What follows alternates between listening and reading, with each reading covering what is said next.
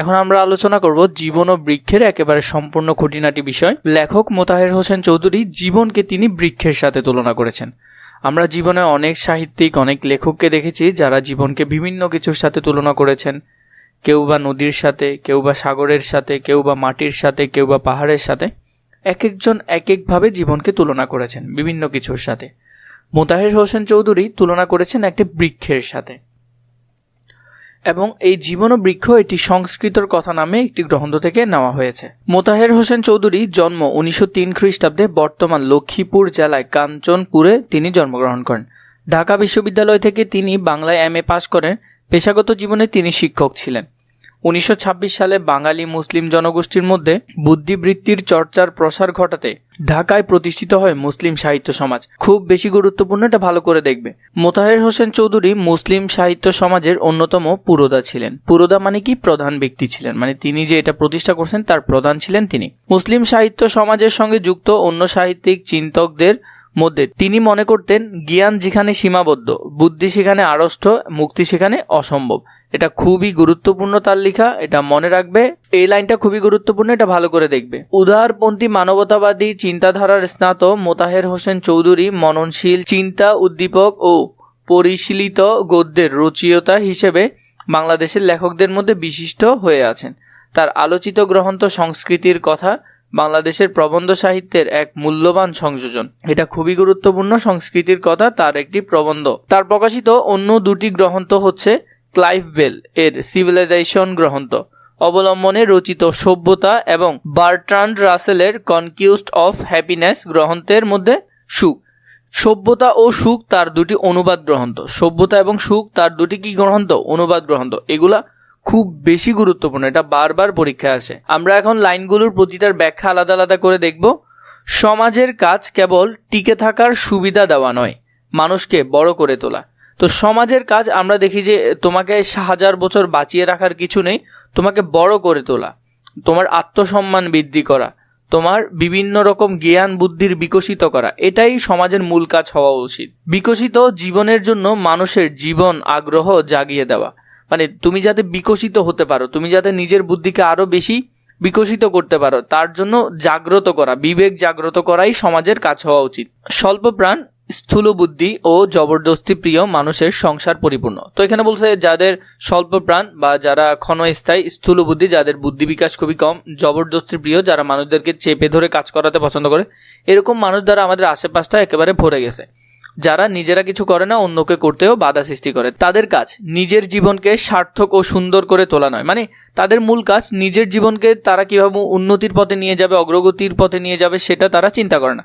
অপরের সার্থকতায়, মানে অপরে বা অন্য মানুষের যদি কিছু করতে চায়, পথে অন্তরায় সৃষ্টি করা। অন্তরায় মানে কি? বাধা সৃষ্টি করা। অন্যের পথেও তারা বাধা সৃষ্টি করতে চায়, কিন্তু নিজেরাও কিছু করবে না, অন্যকেও ভালো কিছু করতে দিবে না। প্রেম ও সৌন্দর্যের স্পর্শ লাভ করেনি বলে এরা নিষ্ঠুর ও বিকৃত বুদ্ধি, মানে ওরা সমাজ থেকে প্রেম এবং সৌন্দর্য এগুলোর স্পর্শ পায়নি বলে বা শিক্ষা পায়নি বলে তাদের অবস্থা হলো নিষ্ঠুর এবং বিকৃত বুদ্ধি। তারা ঠিকভাবে চিন্তা করতে পারে না। এদের একমাত্র দেবতা অহংকার, এটা খুব গুরুত্বপূর্ণ, এটা ভালো করে দেখবে। তারই চরণে তারা নিবেদিত প্রাণ, মানে তারা সবসময় অহংকার, যে কোনো কিছু নিয়ে বড়াই করে, অহংকার করে।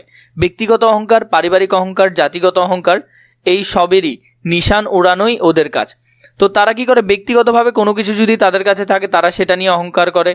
পারিবারিকভাবে যদি সমৃদ্ধি বা কোনো কিছু থাকে সেটা নিয়ে ওরা কি করে? অহংকার করে। নিজস্ব জাতি নিয়ে তারা অহংকার করে, এটাই ওদের কাজ। মাঝে মাঝে মানব প্রেমের কথাও তারা বলে, মানে তারা মাঝে মধ্যে মানব প্রেমের বা মানুষের জন্য ভালো বিভিন্ন বিষয়গুলো বলে, কিন্তু তাতে নেশা ধরে না, মনে হয় আন্তরিকতা শূন্য, উপলব্ধিহীন বলি। এখানে এখন বলতেছে তারা মাঝে মধ্যে মানব প্রেমের কথা বলে বা মানুষের উপকার আসে এমন কথা বলে, কিন্তু তাতে নেশা ধরে না, কারণ সেখানে আন্তরিকতা নাই। যেমন আন্তরিকতা না থাকলে কারোর সাথে কথা বলে মজা পাওয়া যায় না। তো এই জন্য মানুষ কি করে? তারা বলতে আসে তো বলেই, এবং ওরা শুধু শুনতে থাকে। এগুলো জাস্ট বুলি বা কথার মতো ওরা কি করতে থাকে? শুনতে থাকে। তো এখান থেকে বোঝা যায় যে ওরা এগুলা নিজেকে মাঝে মধ্যে ভালো দেখানোর জন্য বা সমাজে বাহবা পাওয়ার জন্য এইসব মিঠা কথাগুলা বলে।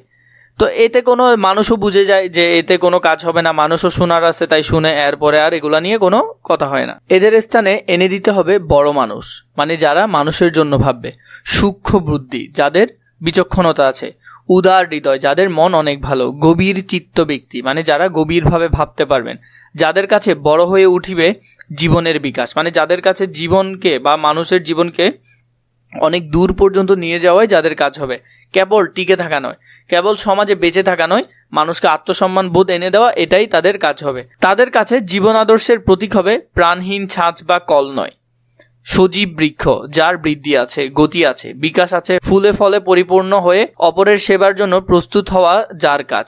তো এখানের মধ্যে যেটা বলতেছে যে যারা মানুষের জন্য কাজ করবে তাদের প্রতীক হবে কোনো ছাঁচ বা কল নয় যেগুলাতে প্রাণ নাই, সজীব বৃক্ষ হবে তাদের প্রতীক, যাদের বৃদ্ধি হয়, গতি বাড়ে, যাদের বিকাশ হয় এবং ফুল ফল ধরে, যার মাধ্যমে ওরা মানুষদেরকে কি করতে পারে, সেবা করতে পারে। তো এরকম মানুষ চাই যারা সমাজের উপকারে আসবে। বৃক্ষের জীবনের গতি ও বিকাশের উপলব্ধি করা দরকার, মানে বৃক্ষের জীবনটা যেমন সেটা উপলব্ধি করা দরকার, নাইলে সার্থকতা ও পরিপূর্ণতার ছবি চোখের সামনে ফুটিয়ে তোলা সম্ভব হইবে না। না হলে দেখা যাবে আমরা যদি এটা উপলব্ধি করতে না পারি তাহলে এই কাজটা বহুদূর পর্যন্ত এগোতে পারবে না, বা মানুষের চোখের সামনে এই যে বিষয়টা আছে এটা কখনো ফুটিয়ে তোলা সম্ভব হবে না। বৃক্ষের দিকে তাকালে জীবনের তাৎপর্য উপলব্ধি সহজ হয়। তো এখন লেখক বলছেন তোমরা যদি বৃক্ষের দিকে তাকাও তাহলে জীবনের যে উপলব্ধিটা, আমরা কেন আসছি বা আমরা কি করব, সে উপলব্ধিটা সহজে বোঝা যায়। তাই বারবার সেদিকে তাকানো প্রয়োজন, তাই বারবার গাছের দিকে বা বৃক্ষের দিকে তাকানো প্রয়োজন। মাটির রস টেনে নিয়ে নিজেকে মোটাসোটা করে তোলাই বৃক্ষের কাজের সমাপ্তি নয়। মানে বৃক্ষের কাজ শুধু এটা না যে মাটি থেকে ও শুধু রস নিচ্ছে আর নিজে মোটাসোটা হচ্ছে, তাকে ফুল ফোটাতে হয়, মানে বৃক্ষকে কি করতে হয়, ফুল ফোটাতে হয়, ফল ধরাতে হয়, নাইলে তার জীবন অসম্পূর্ণ হয়ে যাবে। যদি সে মানুষের উপকারে না আসে তাহলে তার জীবনটা কি হয়ে যাবে, অসম্পূর্ণ হয়ে যাবে। তাই বৃক্ষকে সার্থকতার প্রতীক হিসেবে গ্রহণ করা প্রয়োজনীয়তা রয়েছে। তো লেখক বলতেছে তাই বৃক্ষকে সার্থকতার প্রতীক হিসেবে বা বৃক্ষকে দেখে আমরা শিখবো, এটা আমাদের প্রতীক হিসেবে গ্রহণ করার প্রয়োজনীয়তা আছে। সজীবতা ও সার্থকতার এমন জীবন্ত দৃষ্টান্ত আর নেই। তো লেখক বলতেছে এর আগে অনেকে অনেক রকম দৃষ্টান্ত দিয়েছে, জীবনকে অনেক কিছুর সাথে তুলনা করেছে, কিন্তু এই গাছের সাথে তুলনার মতো তুলনা আর হয় না। অবশ্যই রবীন্দ্রনাথ অন্য কথা বলেছেন, তাহলে এখানে রবীন্দ্রনাথ ঠাকুরের কথা আনলো, তিনি জীবনকে অন্য কিছুর সাথে তুলনা করেছেন। ফুলের ফোঁটা আর নদীর গতির সঙ্গে তুলনা করতে তিনি নদীর গতির মধ্যে মানুষত্বের সাদৃশ্য দেখতে পেয়েছেন। তাহলে রবীন্দ্রনাথ তুলনা করেছেন কিসের সাথে, নদীর গতির সাথে তিনি মানুষের জীবনকে তুলনা করেছেন। কারণ মানুষের জীবনে অনেক বাধা বিপত্তি আসে, এগুলাকে পার করতে হয় তাকে। তো নদীও যেমন এর হাজার বাধা বিপত্তি আসে কিন্তু সেই বয়ে যায় তো বয়ে যায়। তার মনে মনুষ্যত্বের বেদনা নদীর গতিতে উপলব্ধি হয়, মানুষের যে কষ্ট সেটা উপলব্ধি হয় কিসে, নদীর গতিতে, ফুলের ফোঁটাতে নয়। ফুল ফোটার মধ্যে দিয়ে সেই বেদনাটা প্রকাশ পায় না। ফুলের ফোঁটা সহজ, নদীর গতি সহজ নয়। তো তিনি যুক্তি দিলেন যে ফুলের ফোঁটা সহজ বা ফুল ফোঁটা সহজ, কিন্তু নদীর গতি সহজ নয়। তাকে অনেক বাধা ডিঙানোর দুঃখ পেতে হয়, মানে তাকে অনেক বাধা অতিক্রম করতে হয়। কিন্তু ফুলের ফোঁটার দিকে না তাকিয়ে বৃক্ষের ফুল ফোটানোর দিকে তাকালে বোধ হয় রবীন্দ্রনাথ ভালো করতেন। এখানের মধ্যে রবীন্দ্রনাথ ঠাকুরকে মোতাহের হোসেন চৌধুরী যেটা বলতেছে যে যদি রবীন্দ্রনাথ ঠাকুর ফুল ফোটার বিষয়টার দিকে না তাকিয়ে কিভাবে গাছ থেকে ফুল ফোটে সেই বিষয়টার দিকে তাকাতেন তাহলে মনে হয় তিনি আরো ভালো একটা বিষয় লিখতে পারতেন। তপবন প্রেমিক মানে হলো যে যারা বন জঙ্গলে থাকেন বা তপস্যা করেন, যারা গাছপালা পছন্দ করেন বা ওই সব জায়গার মধ্যে তপস্যা করেন। রবীন্দ্রনাথও ছিলেন প্রকৃতিক প্রেমী একজন লেখক, তাই বলল তপবন প্রেমিক রবীন্দ্রনাথ।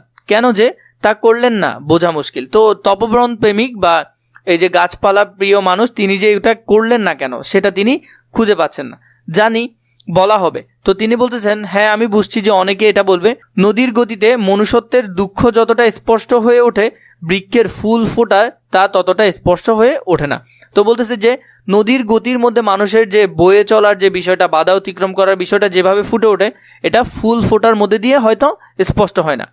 তাই কবি নদীকেই মনুষ্যত্বের প্রতীক করতে চেয়েছেন।